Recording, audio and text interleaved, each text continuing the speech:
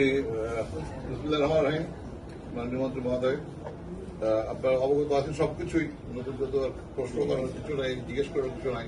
কিন্তু আমাদের এই যে মূল যে স্তম্ভ, আমাদের ইকোনমির জনশক্তি রপ্তানিকারকদের যে একটা ব্যাপার, আমাদের 2600 আপনার সদস্য এখানে আবার ঘুরে ফিরে সেই আমেরিকা আমাদের ফ্যাসিস্ট আমাদের সিন্ডিকেটকে আবার এখানে আপনার প্রশ্রয় দেওয়া হচ্ছে, সেটা এখন দৃশ্যমান। এমন অবস্থায় আমরা বাইরে থেকে এসেছি এটার ব্যাপারে কথা বলার জন্য। আমাদের অনেক প্রত্যাশা ছিল এই নির্বাচিত সরকারকে নিয়ে যে অন্তত আর যাই হোক এই ঘৃণিত একটা চর্চা সিন্ডিকেটের হবে না এই সেক্টরে, সবাই অবাধে কাজ করার সুযোগ পাবে এবং এতে আমাদের মেন উদ্দেশ্য কি, বেশি লোক পাঠানো এবং কম অভিবাসী ব্যয় লোক পাঠানো, এই দুটো সম্ভব সবাই যদি ব্যবসা করতে পারে। আপনার মাত্র 10%, 2600 লোকের 2600 সদস্য 10% প্রতিজন ব্যবসা করবে। আর এরা কারা আপনি একটু অনুগ্রহ করে দেখেন তো, এদের ব্যাকগ্রাউন্ড কি ক্রাইটেরিয়াতে এরা আপনার বাংলাদেশের সরকার এদের আপনার চূড়ান্ত করেছে। এগুলো আমাদের দাবি দেওয়া লম্বা, কিন্তু দুর্ভাগ্যবশত আমাদের স্লট পাচ্ছে না।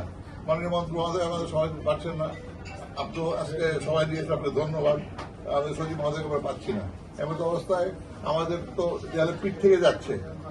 এখন লোকের পেটে লাথি পড়ে, যখন নাকি দেয়ালে পিঠ থেকে যায় তখন একটা লোক ডেসপারেট হয়ে যায়। আপনার ডেসপারেট অবস্থায় আছে এখন।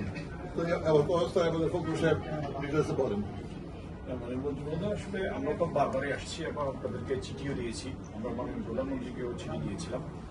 এখন আমাদের যে বিষয়টা, আমরা সিন্ডিকেট মুক্ত হবে, শ্রমবাজারটা উন্মুক্ত হবে, এটা আমরা চাই। এবং আমরা শ্রমবাজার উন্মুক্ত হওয়ার বিরুদ্ধে না, বরং পক্ষে। আমাদের বক্তব্য হচ্ছে আমরা সবাই মিলে আমরা ব্যবসা করতে চাই, কম খরচে আপনাদের নির্ধারিত যে খরচ থাকবে সেটা আমরা ফলো করতে চাই।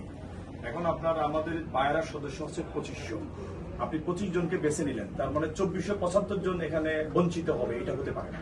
যে কাজটা আওয়ামী লীগের আমলে হয়েছিল, এখন সেই পুনরাবৃত্তি কিন্তু একইভাবে হচ্ছে। আপনি দেখেন, যেটা আমাদের শ্রদ্ধেয় রিয়াজ ভাই বললো, এই 25টা আমরা দেখেছি, এরা কারা, আপনারা খোঁজখবর গোয়েন্দা দিয়ে আপনারা খোঁজখবর নেন, এদের অফিস ঠিক মতো অনেকের আছে কিনা, এবং এদের কোনো ক্যাপাসিটি আছে কিনা, এদের কোনো অতীতের অভিজ্ঞতা আছে কিনা, এদের কোনো আপনার কোনো, আমরা এটাকে এদের পেছনে বিভিন্ন প্রভাবশালী ব্যক্তিবর্গ এবং আগের সিন্ডিকেটে যারা ছিল তারাই কিন্তু জড়িত আছে এবং এটা এখন এটা ক্লিয়ার। কিন্তু সুতরাং এই জায়গাটাতে আমরা মনে করি যে আমাদের এই জায়গাটাতে আপনারা বারবার যে কথা বলেছেন, স্বচ্ছতার কথা বলেছেন, সিন্ডিকেট আপনারা করবেন না, আপনারা পদত্যাগ করবেন বলেছেন, আপনারা জিহাদ ঘোষণা করেছেন, সেই জায়গাটাতে আমরা মনে করি আমরা এই স্বচ্ছতাটা আমরা চাই। আমরা কিন্তু অন্যায্য কোনো কিছু চাই না। আমরা যেটা চাই, আমরা সকলে মিলে আমরা ব্যবসা করতে চাই, নাকি আমাদের সবাই দাবি জন্য যদি AKS অর্জন করলো গিনেস ওয়ার্ল্ড রেকর্ডস।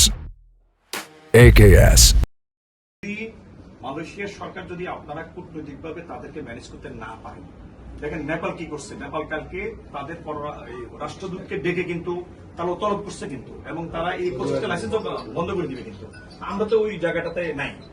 এখন আমি আরেকটা মিনিট শেষ করি। আমাদের যে বিষয়টা আমরা যেটা বলতে চাই এখন হচ্ছে যে, আপনারা যদি মালয়েশিয়ান সরকার যদি চূড়ান্তভাবে এই জায়গাটাতে এসে যদি তারা সিন্ডিকেটই করতে চায়, আসলে মালয়েশিয়ান সরকার চায় না, কিছু ব্যক্তিবর্গ চায়, সেই জায়গাটাতে আপনাদের কাছে কিন্তু অনেক মেকানিজম আছে। আমরা বলেছি যে, এখানে বলেছি যে আমরা সলিউশন দিয়েছি যে বাইরে এই বয়সেন্সকে একটা ওয়ান স্টপ সার্ভিস করে দেন, আমরা যারা ডিমান্ড আছে ডিমান্ড নিয়ে আসবো, এটা করে আমরা আমরা আমাদের অধিকার চাই, আমরা ব্যবসা করতে চাই। আমাদেরকে এই 25 জনকে কুক্ষিগত করতে না দিয়ে আমাদের সবাইকে ব্যবসা করার জন্য টাকা আমরা মালয়েশিয়ান সরকারের কোনো অফিসিয়াল বিবৃতি না, FWCMS যেটার মাধ্যমে তারা ফরেন ম্যানেজ নিয়েছে, তাদের একটা বিবৃতি কিন্তু দেখছি যে আমরা 25টা, বাংলাদেশের 25টা সহ একই সাথে বাংলাদেশ, নেপাল, শ্রীলঙ্কা, মিয়ানমার, পাকিস্তান রাষ্ট্র দেশের জন্য এরকম কিছু লাইসেন্সের তালিকা প্রকাশ করছে। প্রথম হচ্ছে আমাদের নৈতিক জায়গা থেকে তো শুরু থেকেই দেখছি যে আমরা এটা চাইনি, এবং সরকার যদি সিন্ডিকেটের মানে বা সংক্ষিপ্ত এই তালিকার সাথে একমত হইতো বিগত দিনের ন্যায়, সরকার 6 মাস আজকে লাগতো না, এটা তো 2-1 মাসই ওপেন করে ফেলাইতে পারে। তাদের সমস্যা ছিল ওদের এই কন্ডিশন মেনে নিল। আমাদের জায়গাতে তো সর্বোচ্চ 25টা ছিল। এমনকি আমরা কিন্তু প্রক্রিয়া মানে ফলো করছি, ইন্টারিম গভর্নমেন্টের সময় একটা তালিকা পাঠানো হয়েছে, যে কোনো ক্রাইটেরিয়াই হোক পাঠানো হয়েছে। আমরা কিন্তু বারবার বলছি যে অন্তত ওই 423 যেটা পাঠানো হয়েছে ওইটাকে তোমরা স্ট্যান্ডার্ড ধরে সুযোগ দাও। তার মধ্যে আওয়ামী লীগের বিতর্কিত ভূমিকা বা বিগত সরকারের সাথে নানান ধরনের আপনার বিতর্কিত কর্মকাণ্ড, ওখানের বিগত দিনে মনোপলি করার কারণে প্রায় 100 জনের মতো লাইসেন্স বাতিল হয়েছে।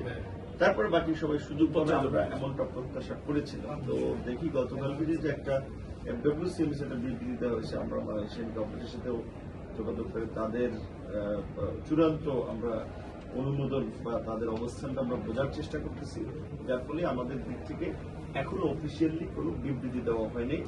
আমরা সংবাদ সম্মেলনের মাধ্যমেও আপনাদের সাথে বসে এর একটা বিস্তারিত বলবো। এখন কাজটা হওয়ার আগে বলা যায় না। আমরা শুরু থেকে এখনো আমরা প্রচেষ্টা চালাচ্ছি যে এখানে অন্তত আমাদের সর্বাধিক সংখ্যক এই রিক্রুটিং এজেন্সিদের সুযোগ দেয় এবং বিশেষ করে ওদের কথা মতো যে আমাদের যে একটা তো ক্রাইটেরিয়া ফুলফিল করবে, অ্যাটলিস্ট গত বছর যেগুলো করা ছিল সব তারা অ্যাকসেপ্ট করছে, সেই প্রচেষ্টাটা চালানো হচ্ছে। এইটুকু আমি আপনাদেরকে আশ্বস্ত করতে পারি। আর যেহেতু আপনারা মন্ত্রীপদের কাছে আসছেন, উনি নাই শ্রম মন্ত্রণালয়ের মিটিং এর আসলে আমি সামনাসামনি থাকা আপনাদের সাথে দেখা হয়েছে, ক্যাবিনেট মিটিং 4:30 5টায় আমার এখন বের হয়ে যাওয়ার কথা। কারণ আমি একটু বসলাম আপনাদের সম্মান, যে আমার জায়গা থেকে আপনাদের এই ব্যবস্থার মধ্যে আমার সম্মান আছে, সমর্থন আছে, দেখি আমাদের জায়গা থেকে আমরা